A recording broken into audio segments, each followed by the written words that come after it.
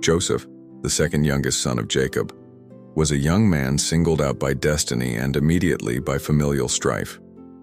His father, Jacob, openly favored him above his 10 older half-brothers, a preference that bred deep, poisonous resentment. Jacob underscored this favoritism by gifting Joseph a magnificent coat of many colors, a visible daily insult to the other sons. This garment was not merely clothing, it was a symbol of elevated status, hinting at Joseph's future headship over the entire family. The brothers viewed the coat with burning envy, their hearts hardening with every boastful glance at the vibrant tapestry. This explosive jealousy was the deep, unseen crack that would soon splinter the entire family. The initial tension of sibling rivalry was already dangerously high. The simmering resentment boiled over when Joseph began to share his vivid, prophetic dreams with his family. In the first dream, the family's sheaves of grain bowed down to his sheaf, an image of future servitude. The second dream was even more audacious, depicting the sun, moon, and 11 stars, representing his parents and brothers, bowing down to him. These dreams were not humble hopes, they were explicit, divine declarations of his future authority. The brothers were furious, interpreting the dreams as a direct, unacceptable challenge to their own seniority and status. Even Jacob, though treasuring the words, rebuked Joseph for such apparent arrogance.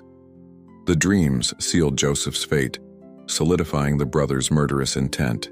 One day, the opportunity for revenge presented itself with chilling simplicity. Joseph was sent by his father to check on his brothers as they tended the flocks in the distant fields of Dothan. Seeing him approach from afar, dressed in his telltale coat, the brothers' deep-seated hatred surged to the surface. "Here comes that master dreamer," they scoffed, the irony dripping with malice. They immediately conspired to kill him and dump his body, planning to lie to their father that a wild beast had devoured him. This was a moment of terrifying moral collapse, a calculated plot of fratricide. The tension of the impending violent act hung heavy over the desert plain. Reuben, the eldest brother, though often flawed, felt a pang of conscience and intervened to save Joseph's life. He persuaded his brothers not to commit murder directly, but instead to throw Joseph into a nearby dry cistern.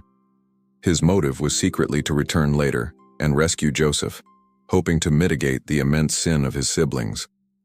The brothers viciously tore the beloved coat from Joseph's back, a savage act of stripping him of his identity and privilege. They then roughly tossed him into the dark, empty pit, leaving him alone and terrified to face a slow, agonizing death. The tension of Joseph's abandonment was now replaced by the claustrophobic dread of his dark prison. As the brothers sat down to eat, their hearts surprisingly callous after their brutal act, a caravan of Ishmaelite traders appeared on the horizon. Judah, always pragmatic, seized on a chilling alternative to murder that still provided profit and distance.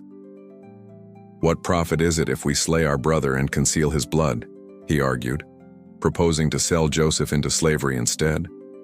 The brothers quickly agreed, their morality further eroded by the lure of 30 pieces of silver. They hoisted Joseph out of the deep, dark cistern and sold him like chattel to the foreign traders bound for Egypt. Joseph watched his own brothers turn their backs, the sting of betrayal far worse than the pit. To cover their monstrous crime, the brothers executed a deceptive, cruel plan against their aging father. They took Joseph's multicolored coat, slaughtered a goat, and thoroughly drenched the garment in its blood. They presented the ruined, bloody evidence to Jacob, lying that a vicious wild animal had attacked and killed his favorite son. Jacob's grief was immediate and devastating, an overwhelming despair that consumed his soul. He tore his own clothes, put on sackcloth, and mourned for his son for many, many days, refusing all attempts at comfort. The narrative tension shifted entirely to the unbearable, self-inflicted sorrow of the betrayed father. The brothers lived with the dark, heavy secret of their lie. Meanwhile, Joseph arrived in the glittering, powerful land of Egypt as a foreign slave. He was sold to Potiphar, the captain of the guard, and a high-ranking official in Pharaoh's court. Despite his horrific circumstances, Joseph's innate character and God's favor shone through his servitude. He performed his tasks with such diligence and success that Potiphar noticed his extraordinary competence. Joseph quickly rose through the ranks of the household, becoming Potiphar's personal attendant and eventually being placed in charge of everything his master owned. He was a trusted manager, proving his resilience and the unbreakable spirit imparted by God. Joseph's success, however, led him to another cruel test of integrity, this time a sexual temptation from Potiphar's wife. She began to notice the young, handsome slave and repeatedly propositioned him, aggressively demanding he sleep with her. Joseph, dedicated to his master and his God, consistently refused her advances with unwavering conviction. He saw the temptation not just as a betrayal of Potiphar, but as a severe sin against his all-seeing Creator. The tension built daily as he faced the constant, manipulative pressure of his mistress. His moral stand was an act of profound, lonely courage in a place of great darkness. Driven by bitter rejection and wounded pride, Potiphar's wife escalated her advances into a desperate act of false accusation. One day, when they were alone, she grabbed Joseph's garment, forcing him to flee in terror, leaving his cloak in her hand. She then used the abandoned garment as proof that Joseph had attempted to assault her. When Potiphar returned home and heard his wife's fabricated story, his rage was immediate and absolute. The political power of his wife's claim ensured a swift, unfair judgment, despite Joseph's proven integrity. The injustice was staggering, a shocking reversal of fortune for the innocent man. Joseph was immediately thrown into the king's prison, a dark, terrible place reserved for Pharaoh's political offenders. The cell was a horrifying symbol of his absolute powerlessness, a rock-bottom moment of seemingly endless suffering. He was a prisoner of the state, his life now subject to the whims of an angry, powerful man. Despite this crushing blow and the intense physical and emotional trauma, Joseph did not abandon his faith or his work ethic. Once again, the Lord was with Joseph, and he found favor in the eyes of the prison warden. Just as in Potiphar's house, Joseph's leadership and competence shone through the darkness of his confinement. The warden quickly recognized his exceptional abilities and placed Joseph in charge of all the other prisoners. Joseph had authority over every aspect of the prison operations, a miraculous rise to power even behind bars. Here, Joseph encountered two of Pharaoh's high-ranking officials, the chief cupbearer and the chief baker, both political prisoners. The tension of their confinement and the uncertainty of their fate created an environment ripe for Joseph, his divine gift. One night, both the cupbearer and the baker had disturbing, symbolic dreams, leaving them anxious and troubled. Joseph approached them, asking why their faces were so downcast, showing compassion even in his own deep distress. "Do not interpretations belong to God?" Joseph asked, immediately redirecting their focus to the divine source of wisdom. He correctly interpreted the cupbearer's dream to mean restoration and the baker's dream to mean execution in 3 days. The tension was acute as the men waited to see which prophecy would come true. The prophecies came to pass exactly as Joseph had foretold. The baker was executed, and the cupbearer was restored to his post in Pharaoh's court. Before the cupbearer left the prison, Joseph made one desperate human request. "Please remember me when it is well with you," he pleaded, asking the man to mention him to Pharaoh to secure his release. The cupbearer, overjoyed by his freedom, promised to do so. Yet, with a crushing cruelty of forgetfulness, the chief cupbearer entirely forgot Joseph the moment he was back in the opulence of the palace. 2 full years dragged by after the cupbearer's release, 2 years of crushing silence and agonizing delay for Joseph in the dark prison. This period was the ultimate test of Joseph's patience, a desolate spiritual wilderness where hope seemed to dwindle to nothing. The tension of waiting for an unreliable human memory to spark his freedom was an emotional torture. Meanwhile, Pharaoh himself began to be deeply troubled by 2 intensely vivid, unsettling dreams that no Egyptian wise man could interpret. The stage was finally set for Joseph's long-delayed deliverance. In the first dream, Pharaoh saw 7 fat, healthy cows emerge from the Nile, immediately followed by 7 thin, ugly cows that devoured the fat ones. In the second, he saw 7 healthy, ripe heads of grain consumed by 7 thin, scorched heads. These were not random nightmares. They were powerful, symbolic messages from a higher power.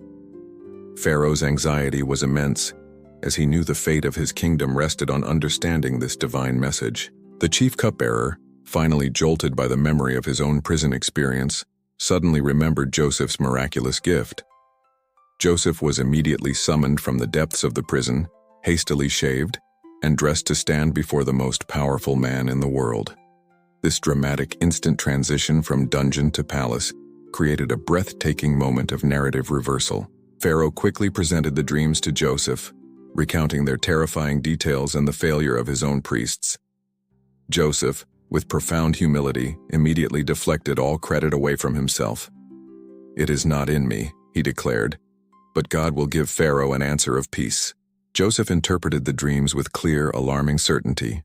The 7 fat cows and full heads of grain represented 7 years of abundant harvest in Egypt. Conversely, the 7 thin cows and scorched grain symbolized 7 years of devastating famine that would consume all the previous abundance. The tension of the prophecy was immense, detailing the stark contrast between unprecedented plenty and absolute scarcity. The impending crisis required immediate, national action to ensure the survival of the entire civilization. Joseph went beyond mere interpretation. He offered a brilliant, divinely inspired solution for managing the crisis. He advised Pharaoh to select a wise and discreet man to oversee a national plan of resource management. During the 7 years of plenty, 20% of the harvest must be collected and stored as massive grain reserves. This staggering act of self-discipline was the key to surviving the coming drought. Pharaoh, astonished by Joseph's wisdom and the evident spirit of God in him, made an instant, irreversible decision that shocked his entire court. Pharaoh elevated the former Hebrew slave and prisoner to the second most powerful position in the entire kingdom. "You shall be over my house, and all my people shall be governed according to your word," Pharaoh decreed, placing his signet ring on Joseph's hand. Joseph was given a new Egyptian name, splendid robes, and a royal chariot, instantly becoming the most influential man next to Pharaoh himself. The dreamer was now a sovereign ruler, his prison clothes exchanged for the vestments of power. This extraordinary triumph was the ultimate proof of God's relentless providence. The story of Joseph is the definitive narrative of providence, showing God's perfect ability to use human malice and suffering for ultimate good. Joseph's journey from pit to palace illustrates the powerful truth that trials are not roadblocks, but catalysts for destiny. The suffering he endured, the betrayal, the slavery, the imprisonment, was all necessary preparation for his final role as the savior of Egypt and his own family. Years later, Joseph would stand before his terrified brothers and speak the story's eternal theme. "You meant evil against me, but God meant it for good." This profound transformation of evil into ultimate triumph remains the central lesson of his life.